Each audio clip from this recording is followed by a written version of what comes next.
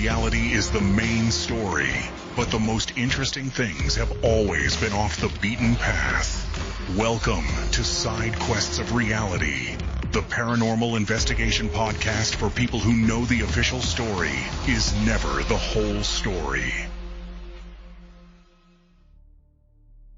Imagine for a moment that you are a high-ranking official in the Canadian government. Yeah. It's October of 1967. Right in the thick of the Cold War. Exactly. Yeah. And you get this frantic report crossing your desk. A massive 60-foot glowing object has just plunged into your coastal waters. Oh, man. Yeah, and it wasn't just seen by one or two people. It happened in front of 11 credible witnesses, including multiple officers from your own national police force. So, naturally, you assume the worst. You assume it's a plane crash. Because what else would it be, right? Exactly. So you send out the Coast Guard. You send out professional Navy divers to scour the ocean floor, and they find absolutely nothing. Nothing at all. Zero wreckage, no bodies. And when you check the registries, there are absolutely no missing aircraft anywhere. So what do you tell the public? Well, historically, we know how governments handle that. They usually lie. Yeah, they invent a cover story. A weather balloon, a secret drone test, whatever. But in this one incredibly rare, incredibly pristine case, they didn't. They really didn't. They essentially just shrugged, officially stamped the military file, unknown origin, and walked away. And for 58 years, they have never changed their story. It completely upends our expectations of how large institutions handle the inexplicable. I mean, we are so accustomed to the standard operating procedure of, deflection, denial, or manufactured narratives. So when a government simply admits ignorance on official documents, it is genuinely shocking. It is, and welcome to this deep dive. If you are joining us today, you, the learner, the person out there trying to sift through the endless noise of modern information to find something real, you are in for a very unique journey. Definitely. We are opening up a file from the Side Quests of Reality series. Specifically, document SQR-UFO-003. This is the case study of the Shag Harbour incident of October 4th, 1967. And our mission today is to explore an event that defies every single pattern of government cover-ups, and really it equally defies the patterns of public mythology. It requires a very different analytical approach, I think, because when you look at an event like, say, Roswell, you are looking at an incident that has been deeply culturally contaminated. Right, by decades of mythology and movies. Exactly. Movies, merchandise, the whole cottage industry. Or, when you look at Rendlesham Forest, you are dealing with fiercely debated and conflicting witness accounts. But Shag Harbour is widely considered the cleanest case on record. Cleanest? Yeah, it is methodical, it is deeply documented, and because of that profound quiet around it, it is slightly haunted. I love that framing. Yeah. The quietness of it. Okay, let's unpack this. Because if Roswell is a crime scene that has been completely trampled by thousands of tourists and amateur sleuths over the decades, Shag Harbour is a crime scene that was locked behind a sheet of glass the exact moment the incident ended. That's a great way to put it. Pristine. Nobody has muddied the waters. But to truly understand the pristine nature of what happened, we have to start by looking at where it happened. Because the stage itself is a massive geographical paradox. Mm-hmm. How does this lack of cultural contamination change the way we should look at this setting? Well, the setting is absolutely crucial to the mechanics of this whole event, because we are at the very southern tip of Nova Scotia, a village called Shag Harbour. Okay. And in 1967, this place was so small it barely even appeared on standard maps. I mean, it was a community entirely defined by the ocean, populated almost exclusively by lobster fishermen. Right. And as is traditional in those really isolated maritime communities, they had a rich culture of storytelling. They traded folklore about sea serpents, ghost ships, giant squid, that kind of thing. Right, so it's this sleepy, isolated place where people make their living pulling cages out of the freezing Atlantic. Yeah. It's a place steeped in tall tales. But that's just the surface reality, right? Yeah. Because if you were a local, you knew the tides and you knew the legends. But what the locals didn't fully grasp was the intensely contradictory reality sitting right underneath their boats. Exactly. Just a few dozen kilometers to the northeast of this sleepy little fishing village sat HMCS Shelburne. HMCS Shelburne. Yeah, and despite the very Canadian-sounding designation, this was actually a highly classified American naval installation. Wait, really? Oh, yeah. And they were operating under the incredibly mundane cover story of being an oceanographic research base. Wow. Just studying the fish. Right, just studying the kelp. Like, But its actual purpose was far more serious. HMCS Shelburne was a critical node in the SOSUS network. Okay, let's break that down for everyone, because this is where the Cold War context really matters. SOSUS stands for the Sound Surveillance System, right? Yes, and the engineering behind SOSUS is just fascinating. This was the absolute height of the Cold War, and the United States Navy desperately needed a way to track Soviet nuclear submarines that were entering the North Atlantic. So they utilized a phenomenon in the ocean called the SOFAR channel. That's SOFAR, the Deep Sound Channel. How did that work? Well, it's brilliant, really. Think of the Earth's magnetic field like a perfectly stretched bed sheet. Okay. If you roll a heavy bowling ball across that bed sheet, the fabric warps and sags around the weight. Yeah, that makes sense. Well, a massive metal object, like a nuclear submarine, acts exactly like that bowling ball. As it moves through the ocean, its immense metallic mass literally distorts the Earth's local magnetic field. Oh, wow. So the man-AD grid was this network of sensors sitting on the seafloor, continuously measuring the ambient magnetic baseline. They were just waiting to feel the fabric of that magnetic field warp. So even if they were quiet. Exactly. Even if a Soviet sub tried to run completely silent to evade the SOSUS microphones, its sheer physical mass would still trigger the man-AD grid. It's like setting up the world's most sophisticated, multi-layered tripwire system in your backyard to catch a neighborhood stray cat, and instead, you catch a ghost. That is a perfect analogy. And this juxtaposition is just wild to me. Above the water, you have a tiny village telling stories of sea monsters by the fire. And below the water, you have one of the most paranoid, highly tuned technological tripwires on the planet, waiting for the slightest metallic movement. It really sets the stage. It does. Which brings us to the actual timeline of October 4th, 1967. Because this object didn't just pop into existence right over Shag Harbour, it had a commute. It did, and what's fascinating here is that the timeline clearly establishes a trajectory. The buildup begins hours earlier. Okay, walk us through it. So at 7:14 p.m., Air Canada Flight 305 is cruising at an altitude of 12,000 feet over the province of Quebec. So quite a ways away. Very far away. Captain Pierre Charbonneau and First Officer Robert Ralph are in the cockpit. They look out the left side of their aircraft, and they observe something they absolutely cannot identify. And these are commercial pilots. Trained observers. Exactly. They describe a brilliantly lit rectangular object with a string of smaller lights trailing behind it. And critically, this object is traveling on a parallel course to their commercial airliner. Let's talk about the mechanics of that observation for a second. A parallel course implies intention, right? Mm-hmm. It implies navigation. It implies a staggering level of control.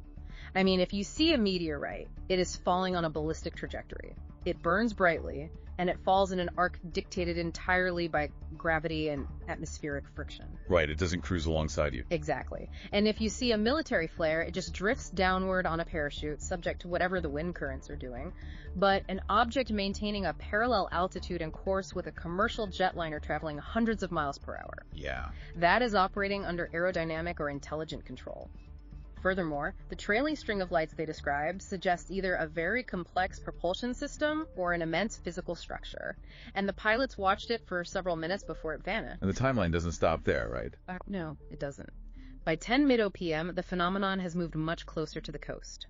A woman in Halifax reports seeing highly unusual lights in the sky, and only after these precursors do we finally arrive at Shag Harbour at 11:20 p.m. So it's not a sudden materialization. It was a tracked flight path. It existed in the airspace, navigating deliberately for a sustained period before it ever reached the waters of Nova Scotia. Yes. So here's my question for you, considering all that. We have this tracked object flying for hours, and it's heading straight for the most heavily monitored patch of ocean on the eastern seaboard. Right into the tripwires. Right.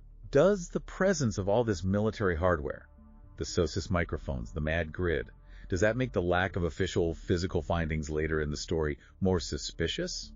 Or does it somehow validate the mystery even more? Like, what does it mean when the ultimate sensory net catches nothing? That tension is really the central pillar of the entire Shag Harbour case. Because if a system designed specifically to find submerged metal in that exact geographic area finds nothing, you are forced into a very uncomfortable binary. Either there was absolutely nothing physical to find, or the object possessed material properties that simply did not register on systems designed to catch advanced Soviet metallurgy. Wow. It bypasses the X-ray vision of the Cold War apparatus entirely, because at 11:20 p.m., It didn't introduce itself to the military first. It descended from the sky directly into the view of everyday working-class people. Right into the lap of a guy named Laurie Wickens. Yes. So Wickens is a local, and he's driving along Highway 3 with 4 of his friends. It's a dark coastal road. And suddenly they see this enormous object descending toward the waters of the harbor. And the psychology of this moment, I think, is vital for us to understand. It really is. Because Wickens didn't look up and start screaming about flying saucers or aliens. His immediate, grounded, very human reaction was that he was witnessing a horrific mass casualty event. He thought it was a commercial airplane crashing into the freezing Atlantic. And he reacts exactly as a responsible citizen should in that scenario. He immediately pulls his car over to the shoulder to get a better vantage point. He looks out over the dark water and sees this object floating roughly 250 to 300 meters offshore. So it didn't sink immediately? No, its lights are still visible, shining brightly on the surface of the water. Convinced that people are currently drowning in the dark, he speeds to a payphone and immediately calls the RCMP detachment in nearby Barrington Passage to report an aircraft down. But Wickens and his friends aren't the only ones, right? Independently, an actual law enforcement officer is on the road at the exact same time. RCMP Constable Ron Pound. Yes. He is driving on that same Highway 3, heading toward the harbor, and he witnesses the descent himself. And Pound, being a trained observer for law enforcement, gives us some highly specific, deeply unsettling data points. He really does. Constable Pound estimates the object is roughly 60 feet in length. 60 feet. Just for context, for you listening, that's roughly the length of a modern articulated city bus or a military fighter jet. This is a massive object. A very substantial physical volume. He also notes 4 distinct orange lights, all attached to a single structure, and he explicitly states these lights were flashing in sequence. In sequence. Yes. And he watches this massive 60-foot structure tilt at a 45-degree angle and dive toward the surface of the water. Let's look at the physics and aerodynamics implied by that description for a second. A 45-degree downward tilt while maintaining stability. Right. It implies a deliberate maneuver, because aircraft, when they crash, rarely maintain a perfect, stable 45-degree glide slope unless the pilot is actively, desperately fighting for control. Right, it usually tumbles or spirals. Exactly. Yeah. But the sequence of the lights is perhaps the most telling detail of his report. A sequence lights flashing one after another in a specific order implies a circuit. It implies an engineered design. A natural phenomenon, like a meteor breaking up in the atmosphere, flashes randomly or simultaneously. Sequential lighting requires a timer, a relay, some kind of electrical architecture. That's a great point. And when you compile all the reports from that night, you end up with 11 separate witnesses who saw this low-flying lit object head toward the water. And critically, that witness list includes 3 RCMP officers, law enforcement personnel whose entire careers are built on objective observation and accurate reporting under pressure. It wasn't just a trick of the light for one tired driver. No. But the sensory experience wasn't just visual. We have extremely visceral auditory details from that night, too. Several witnesses reported a distinct sequence of sounds. Yeah. First, they heard a whistling noise, which they compared to a falling bomb. Then a whoosh, and finally a loud bang upon impact with the water. And what's interesting is that after that loud bang, the object doesn't just sink like a stone, it floats. The lights are still showing for several minutes, bobbing on the surface of the dark ocean before it finally begins to sink and disappears below the waves. Okay, I have to push back a little on the auditory details here. Okay. Because memory is a really tricky thing, especially under stress. You know, when people witness a sudden trauma and watching what you think is a plane crash with passengers inside is a massive trauma, their brains sometimes try to helpfully fill in the blanks. That's true. If you see something falling out of the sky in the dark, your brain might artificially hear a whistling sound, like a falling bomb. Because decades of movies and newsreels have programmed you to believe that a falling object makes that specific sound. How should we weigh these highly dramatic auditory reports of the whistling bomb and the bang against the visual data? Are they really as reliable? It is a vital question, and you are entirely correct to apply that skepticism. The expectancy effect is a known psychological phenomenon. However, in this specific case, we can measure the reality of those sounds by looking at the immediate physical response of the community. What do you mean? Well, they didn't just stand on the shore, rubbing their chins, debating whether they heard a sound or not. The auditory impact, specifically that loud bang of the impact, was convincing enough and localized enough that within minutes, the entire coastal community shifted into an emergency response gear. The sound actively catalyzed action. Ah, okay. That action is incredibly grounding. Because, as we discussed with Wickens earlier, nobody on that shoreline thought they were looking at a UFO.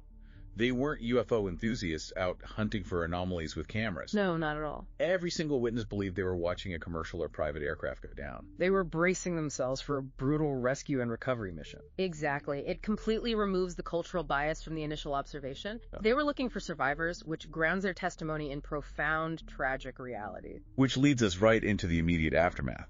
The search of the empty sea, because within 30 minutes of that loud bang, local fishing boats had cast off. 30 minutes, that's incredibly fast in the dark. It is. And these are men who navigate these specific coastal waters every single day of their lives. They know every current, every rock, every shallow. And within an hour, an official Canadian Coast Guard vessel arrives from Clark's Harbour. So now you have a coordinated search. Right. They have spotlights blazing, cutting through the dark, scanning the waves. They're actively looking for life jackets, floating debris, and the telltale shimmer of an aviation fuel slick. And they find absolutely nothing. Nothing. No aircraft wreckage, no seat cushions, no luggage, no bodies, no survivors. A 60-foot craft just plunged into the water, and the sea is entirely empty, except for one bizarre anomaly. The foam? Yes. The only physical trace left behind by this massive object was a thick yellow sulfurous foam covering the surface of the water exactly where the object had submerged. And this foam persisted, floating on the surface for hours. Now, wait a minute. Let's look at this foam critically. Couldn't that just be organic? Like, if a 60-foot object, let's say a local fishing trawler that just wasn't running its lights for some reason, sinks and hits the bottom, couldn't it churn up a massive algae bloom from the seafloor? That's a fair question. Or maybe it's just standard maritime pollution, a mix of diesel and sea scum that got disturbed. Why do we jump to classifying this foam as anomalous? It comes down to the expertise of the observers on the water that night.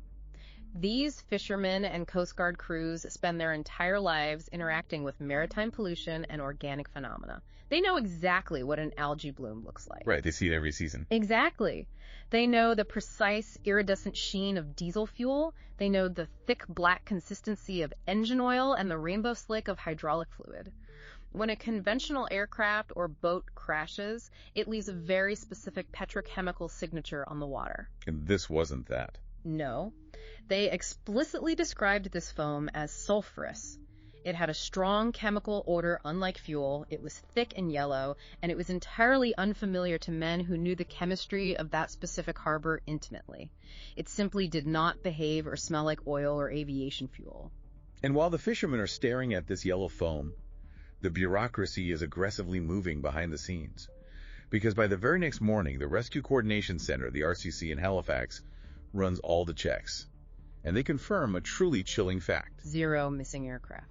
0. Let's talk about how they even confirm that. We really need to understand the mechanism of that confirmation because it isn't just a quick phone call to the local airport. Right, it's not just, hey, are you missing a Cessna? Exactly. The RCC is the central nervous system for regional air and sea traffic. To definitively declare 0 missing aircraft, they have to cross-reference with military flight plans, NORAD, radar logs, commercial air traffic control manifests across multiple international airports, and private civilian registries. They sweep the entire eastern seaboard of the Atlantic provinces and New England. That's a massive dragnet. It is. If a plane is in the air, there is a paper trail. The RCC verified that absolutely every known aircraft that was supposed to be in the sky that night was accounted for safely on the ground. That transition from a local tragedy to a geopolitical puzzle is so jarring to me.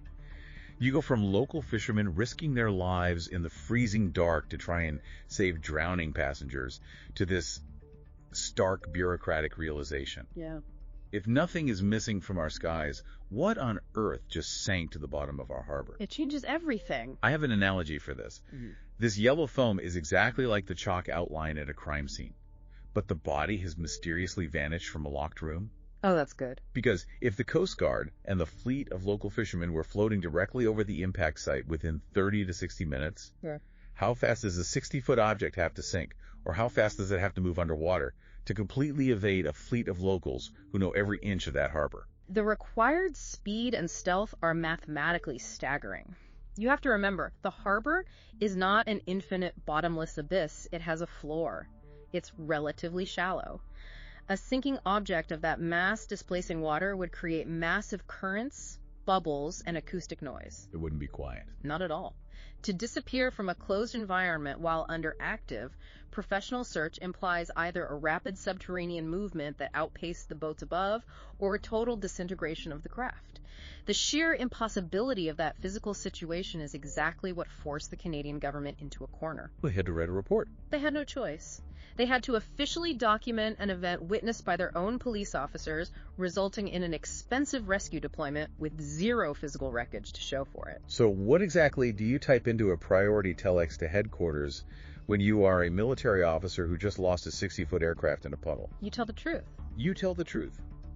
Let's look at the official record, because this is the beating heart of the Shag Harbour case. The morning after the crash, the RCC in Halifax sends a priority telex straight to the air desk at the Royal Canadian Air Force headquarters in Ottawa. And the communication makes it explicit.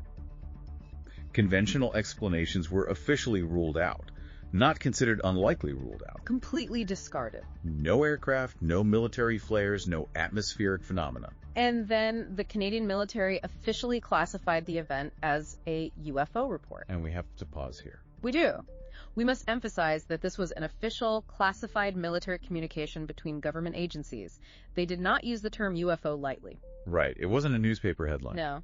In a bureaucratic setting, labeling something a UFO is highly undesirable because it admits a breach of airspace by an unknown variable. It's a failure of security. They used the term because it was the most clinically accurate description available. It was an unidentified flying object that was now submerged in their waters. The head of that air desk in Ottawa, Squadron Leader Bain, actually goes on the record with the press. He says, and I quote, "We get hundreds of reports every week, but the Shag Harbour incident is one of the few where we may get something concrete." That quote always stands out to me. It is wild to me. He genuinely thought they were going to pull a physical nuts and bolts craft out of the water. He recommends an immediate underwater search. And the Royal Canadian Navy obliges without hesitation. They task the Fleet Diving Unit Atlantic. And these guys are serious. Oh, absolutely. These are not recreational scuba divers. These are professional, military-grade Navy divers trained in salvage, explosive ordnance disposal, and deep water recovery. How does a team like that actually search a harbor floor? It's not like looking for keys on a sidewalk. The Atlantic in October is freezing, and the visibility at the bottom of a silt-filled harbor must be practically zero. It is an incredibly arduous process. They use a technique called jackstay searching. Yeah. They lay heavy weights with lines between them on the seafloor to create a physical grid. The divers then hold onto the line and swim back and forth, physically sweeping their hands over the bottom in total darkness. They're literally feeling their way in the mud. They rely entirely on tactile feedback. They combed the seafloor off Shag Harbour using this meticulous grid system for 3 consecutive days. They are looking for the concrete evidence Squadron Leader Bain promised. And after 3 days of scouring the mud and silt in the freezing dark, their final report states, absolutely no trace of any object found. The harbor floor was entirely empty. This brings us to a massive sociological question. Why not just lie? Right. I mean, we have seen governments manufacture explanations for much, much more public events. We've seen them cover up nuclear near misses, experimental aircraft crashes, chemical spills. Wouldn't lying be infinitely easier? Why not say it was a secret Navy target drone that disintegrated on impact? It would seem easier, wouldn't it? Why? Essentially, shrug their shoulders and leave an open UFO file on the books for 58 years. Does the silence imply they truly just didn't know? Or does it imply that the truth of what they did find was so bizarre that saying we don't know was actually the safest option? In the mechanics of government bureaucracy, unknown is actually the ultimate defensive shield. It is a closed door. How so? Think about it. A lie requires continuous maintenance. If you claim it was a weather balloon, journalists will ask for the balloon's serial number, the launch site, the meteorological data it was carrying. They'll want to interview the guys who launched it. Exactly. If you claim it was a drone, they will ask for the drone's flight path and recovery protocol. A lie generates 1,000 follow-up questions. Unknown just sits there. It starves the press of oxygen. It's infuriatingly effective. It is. However, while the official files of public-facing truth say we don't know, there is a completely different secondary layer to this investigation. And this layer suggests that the military might have known exactly where the object went next. Right. Okay, if we want to be responsible researchers here, we have to put a giant red asterisk next to this next part. Yes, a very large asterisk. For you listening, we are now moving away from the official, verified government telexes and stepping into what is classified as the unverified layer, the deep water chase. In the 1990s, decades after the event, a researcher named Chris Stiles teamed up with Doug Ledger. And Stiles has a crazy connection to this. He was actually a 12-year-old boy in Nova Scotia who saw the lights in the sky that night in 1967. He had a personal stake in it. He did. They decide to dig back into the case. They start interviewing the original witnesses. And they start aggressively utilizing FOIA. FOIA meaning the Freedom of Information Act, for those who don't know. Basically a legal tool that allows civilians to force the government to declassify and hand over specific unredacted records, provided you know exactly which specific documents to ask for. Yes. They used FOIA to reconstruct the official timeline. But more importantly, they started talking to people who were there, both civilian and military. These sources agreed to speak, but only anonymously. Right, they wouldn't go on the record. They were strictly off the record, terrified of losing their military pensions or facing public ridicule. And these anonymous sources dropped a narrative bombshell. They claimed the object didn't stay in Shag Harbour. They claimed that the reason the Navy divers found nothing was simply because the object had moved. According to these anonymous guys, the object traveled underwater. It moved roughly 70 kilometers to the northeast, heading straight toward Government Point. And we know what's at Government Point. Exactly. Which, as we established in the very beginning, is exactly where HMCS Shelburne and its massive Medgrid and SOSUS network were waiting. It allegedly swam right into the lap of the most sophisticated listening post on the continent. According to these unverified accounts, the military's sensors lit up like a Christmas tree. Naval vessels were rapidly dispatched and positioned themselves directly over the object's new location. Sonar contacts were established. They found it. They found it sitting on the seafloor. The military was allegedly bringing in specialized equipment to plan a deep-water salvage operation. But then, after 3 days of an armed standoff over the submerged object, the situation escalated. A second object arrives. Yes. A second anomaly descends into the water and joins the first one on the seafloor. Wow. The military personnel who leaked this story interpreted it as a rescue mission. The second craft arrived to assist the downed or disabled first craft. So now, the Royal Canadian Navy and the U.S. Navy are holding position over two objects. They observe them for nearly a week. And then we get the ultimate Cold War plot twist. We do. A Russian submarine suddenly enters Canadian waters to the north.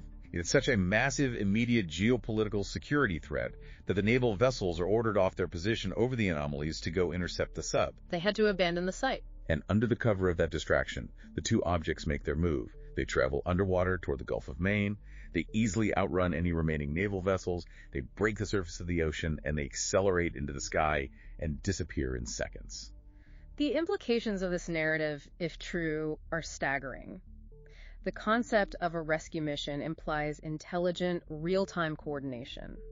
It implies vulnerability. One of them broke down or crashed. Right, they aren't infallible. And it implies a technological capability that vastly exceeds human technology, not just in 1967, but human technology today.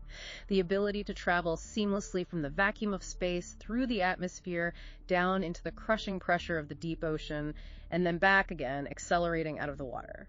It breaks our understanding of material science. And the timing of that Russian submarine.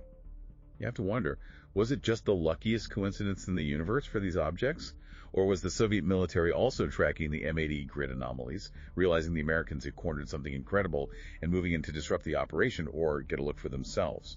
It is a fascinating geopolitical chess game to think about, but we must clearly delineate this for the listener.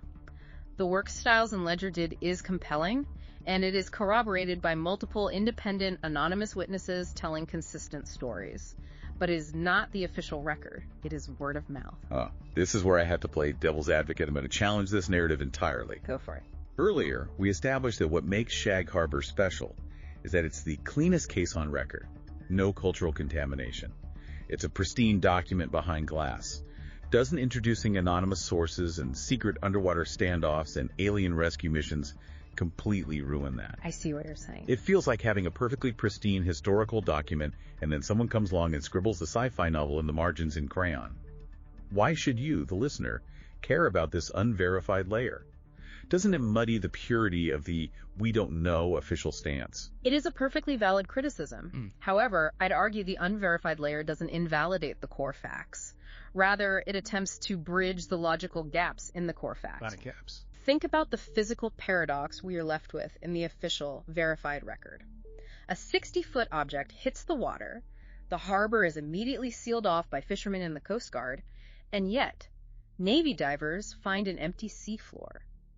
How do you bridge the gap between 11 people saw it crash here and Navy divers prove it's not here?